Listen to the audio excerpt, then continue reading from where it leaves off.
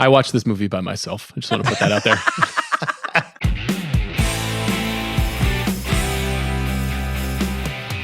Let's talk about the Oscars.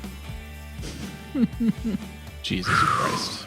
So Redford, he directs this movie. He said he was producing things I was acting in, but I had never directed. I felt like it was his time. I was looking for a piece of material that was about behavior and feelings. Maybe that's a fucked up family staple. When I read Judith Guest's book, I thought, this is it. So he was right. Nominated for 6 Oscars. It won 4. Best Picture, Best Director, Best Adapted Screenplay, Alvin Sargent, Best Supporting Actor, Hutton. Everybody's nominated except Donald Sutherland. Yeah. Which is an absolute fucking travesty. And I don't have that. I don't have that ranked highly enough on my Oscar travesty list because I actually think he has the key performance in the movie. Everybody else is doing what they're doing, but if he doesn't work, I feel like the movie falls apart. I think you could have had other people play the Hutton part and not been as good, and I think the movie still works. But if Sutherland doesn't work in that role, or if I'm not buying it, like we'll talk about, like Gene Hackman was almost in that part. Like I don't think Gene Hackman would have been good in that part. I don't know if I would have bought that. So somehow he's not nominated. Sean's shaking his head. It's insane. I also don't know if I don't know if I've ever done it more of a 180 on a character since having a kid than Cal. Really? Because I used to be like, Cal, get your shit together, man. Just tell your wife what you're really thinking and step it up. You know, like stop retreating to your son's bedroom to try to make a connection that you can't forge. But now I'm like, I totally get this. Because all you care about is just your kid being safe and okay, and everything else takes second place to that. And your relationship is your relationship, and you'll figure it out when you can figure it out. But your kid is like, it's urgent that your kid be safe. And Sutherland doesn't usually play parts like this. He doesn't play these like deeply emotional, like men in crisis. You know, he plays like elusive and funny and weird guys. And so this was like a change of pace for him. And the fact that he's not recognized is so fucking weird. And it's so also just wrong that Tim Hutton is in supporting actor. He should be in best supporting actor, and Cal should be, or he should be an actor, and Cal should be in supporting actor. What is he in almost every scene? Yeah, he's in twice as much of the movie as Mary Tyler Moore, who wins best actress. Right. Or who's she got nominated. For best actress, excuse me. Yeah, it's tough. Well, with the Sutherland thing, so I love 6 Degrees of Separation. I think I'm higher on that movie than you guys are. But he's basically playing that guy, Calvin, 14 years later in 6 Degrees of Separation. It's the same thing. He's kind of living a lie with his wife, and at the end, she flips it on him. But for the most part, yeah, he's usually like Invasion of the Body Snatchers or the bad guy in some movie. This is definitely the most interesting movie that he's been in. Or MASH or Animal House, or, you know, think about those comedies movies that made him the movies that made him famous too. It's a very strange thing. I mean, he would have been entering into a very challenging field, Tim Hutton, in Best Actor. And that might have been part of the reason why he ran in Best Supporting Actor, because Robert De Niro was in Raging Bull that year, and that's not easy, let alone John Hurt in The Elephant Man, which is like one of the most celebrated performances ever in movies. So tough. Sutherland thoughts, Mal? I was hoping, honestly, that you two could explain to me the absence of the nomination here, because it's so baffling. I think of like a line in the film. I can't. Everything's jello and pudding with you, Dad. You don't see things. What things? And how like actually the almost entire movie hinges on proving that that's not true, you know? Right? It's not just jello and pudding with Cal. He does see things. And so, you know, not to like step on most rewatchable scenes, but when he gets home from his session with Berger, and, you know, we have the unbelievable "and you were worried about what I wore on my feet" exchange, which is like genuinely iconic and an all-timer.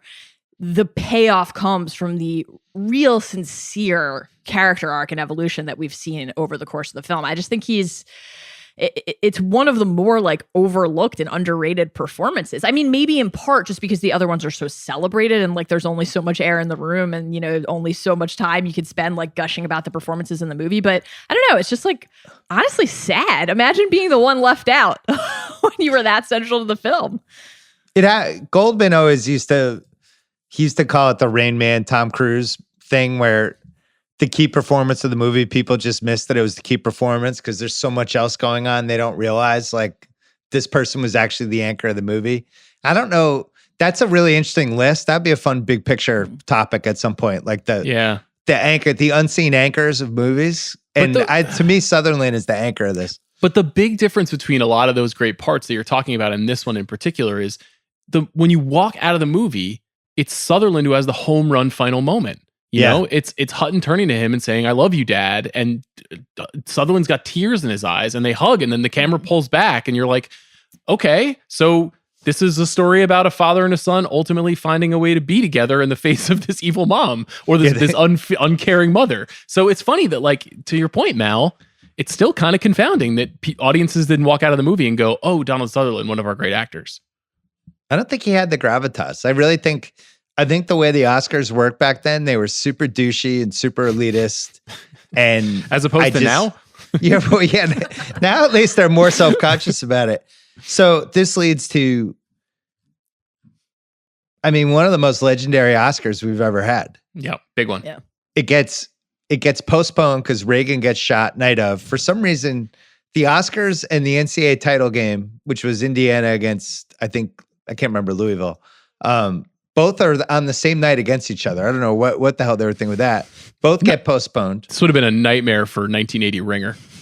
Oh my God. 1980 Ringer would have been going nuts.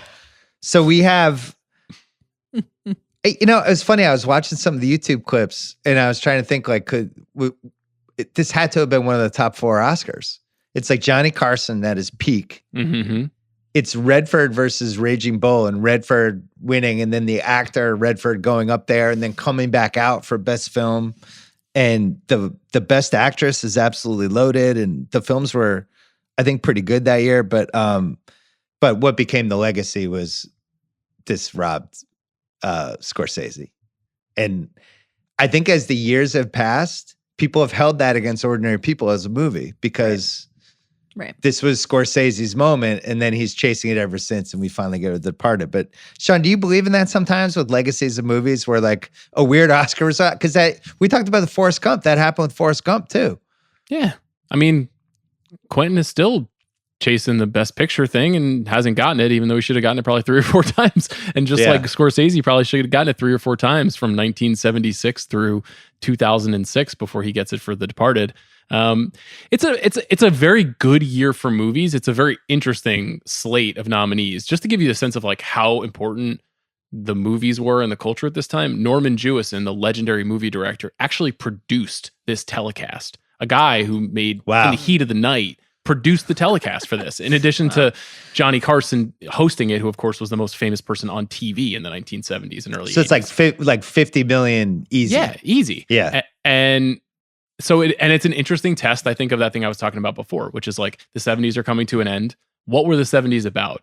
Were they about family drama and emotionality and reckoning with what is unspoken in our life? Or are they about, like, the violence that is underneath all that? Ordinary People is the safe version of a similar story. Raging Bull is about people who are bursting at the seams, and they actually burst.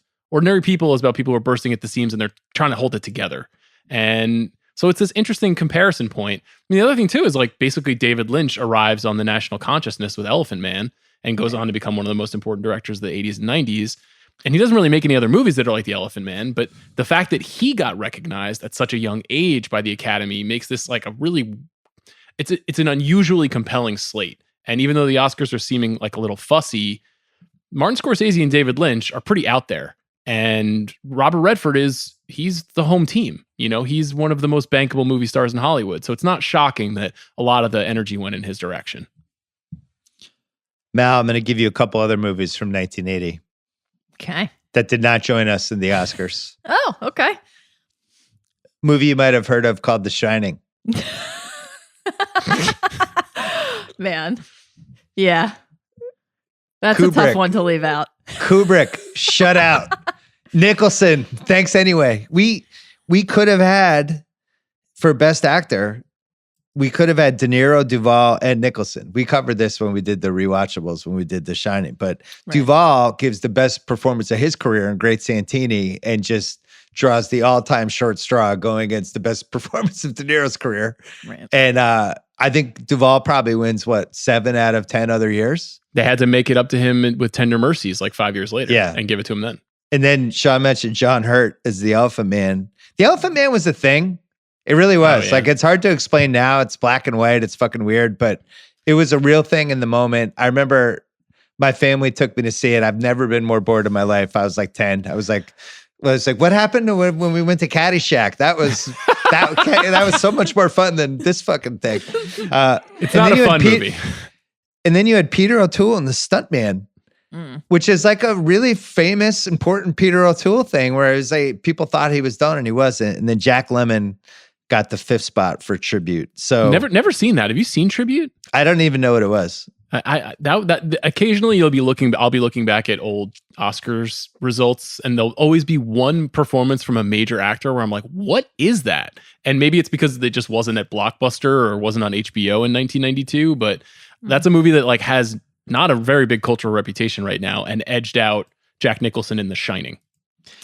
That and Timothy Hutton or Donald Sutherland for Best Actor. That would be the worst spin-off podcast ever. Would be just movies that we don't understand how they ended up in the Unfindables. Yeah, the Unfindables. We also had this year.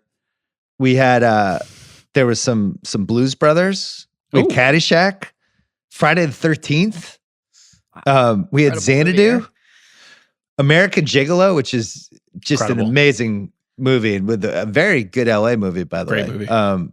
Yeah, so it was a lively year, but no Nicholson. To the point you guys were discussing a few minutes ago about like, do people hold the fact that ordinary people beat out those movies against it? Just anecdotally, as mentioned, this is one of my favorite movies. I had never watched this with my husband. We've been together for a very long time. Somehow never watched it together. And I said, will you watch it with me to prep for the pod? Won't that be lovely? Turns out it wasn't. What could go wrong? And we had a couple passionate debates after, but the thing that he would not let go of, and that I was so frustrated by, because I said, you're not making a point about the movie. He just kept bringing up Raging Bull and Elephant Man. He just kept bringing it up. He couldn't stop mentioning it. And he's just like, it's absurd. It's absurd that this movie won Best Picture over Raging Bull. It's absurd that Redford won Best Director over Scorsese. And I was unable to break through and ask him to think about the film on its own merits instead of thinking about it that way. We then segued into a fascinating exchange about which of us is the Beth and which of us is the Calvin in our marriage. That's not going to go well. Just danger zone. I'll just say, if you're a couple that has that conversation, you're both the Beth. That's where I landed at the end of it. That's great. I watched this movie by myself. I just want to put that out there. Hutton beat out Judd Hirsch. He beat out Michael O'Keefe in The Great Santini, who's amazing. Good. Yeah, that's a good one.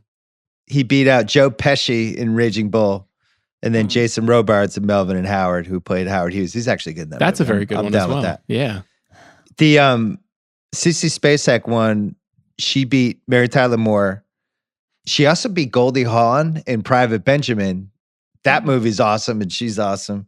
Ellen Burstyn and Gina Rollins in Gloria. Yep. So that category was loaded too. This is honestly one of the best Oscars we've had. The Oscars. Apex Mountain. 1981. Ooh. Johnny Carson. A Slew of Stars. Redford wins for Best Director. We have one of the most controversial Oscars we've ever had. I would personally say 1994, I think, is Apex Mountain. Because that was Pulp Fiction, Forrest Gump, Shawshank, and Letterman with the Uma Oprah. I think that was the most memorable Oscars we've ever had. But from like an audience kind of impact standpoint, you might argue 1980. It's hard to get away from 75 with Godfather, Chinatown, Conversation. I'm talking about the telecast. I'm not talking about like what were the best movies that won. Yeah, I'm saying like as an actual telecast. Okay, here was the Oscars ever more potent, bigger? I'm just going to read you the hosts, the 4 hosts of the Academy Awards in 1975. You ready for this? Yeah. Bob Hope, of course, hosted many times, staple of the Oscars. Shirley MacLaine, Sammy Davis Jr., and Chris Ryan. And Frank Sinatra were the hosts of the Academy Awards. That's pretty good. Wow. Now, so, you know, and this was true all throughout the 70s and 80s. There were Oscars that were hosted by like Goldie Hawn and Chevy Chase together, you know, like that. the game used to be different, man. It used to be a big deal. This is a good one though. 81 was a really good one. Now Sean's beloved Oscars is dying a slow death, much like Beth and Calvin's marriage.